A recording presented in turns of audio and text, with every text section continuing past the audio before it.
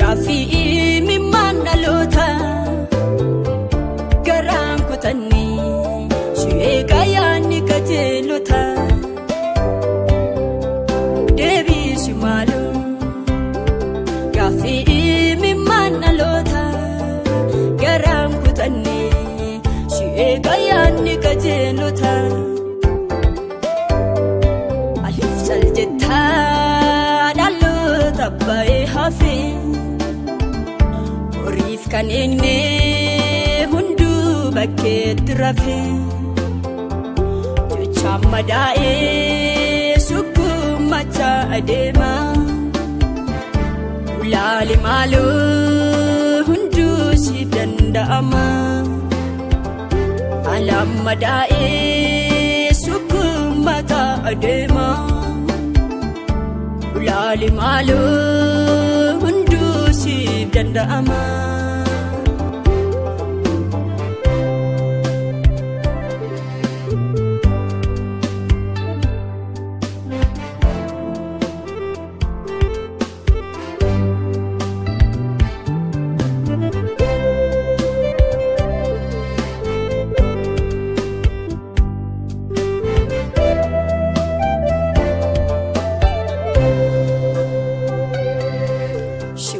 Nanuti iyyaa keenya dhagahii si'eegna maaloo dafii nu bira gahee si malee nutoo hin qabnu abdii biraa waa'ee keenyaa fi furmaanni sirka jira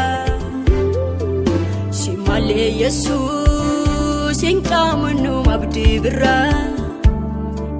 Dhimma keenyaa fi furmaanni sirka jira.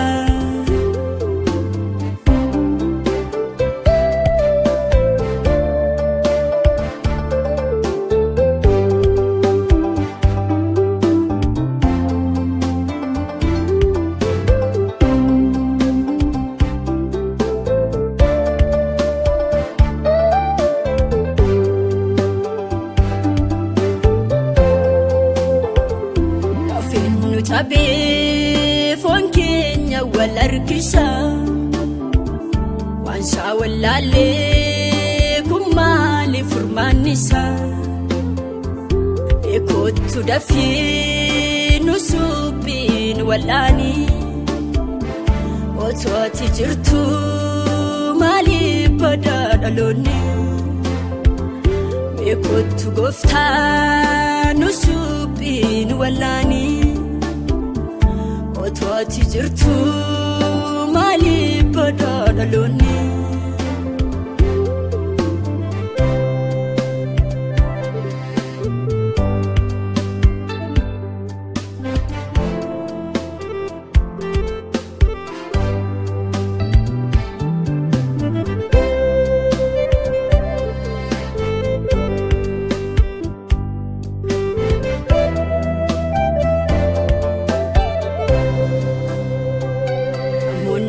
Baay'een taa'ee muka mammaaksaa mala wallaalee hunduu immimaan lolaasaa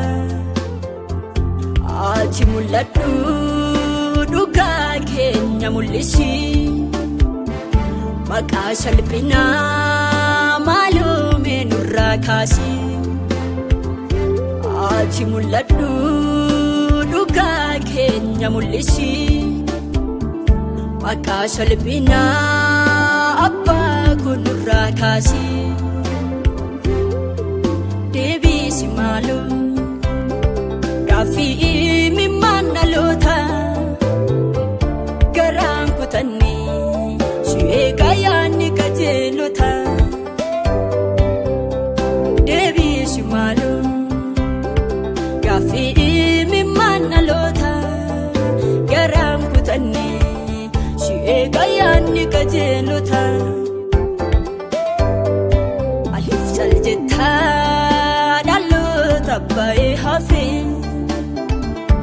Oriif kan eegne hunduu bakkeetti rafee jecha madaa'ee sukkuumachaa adeema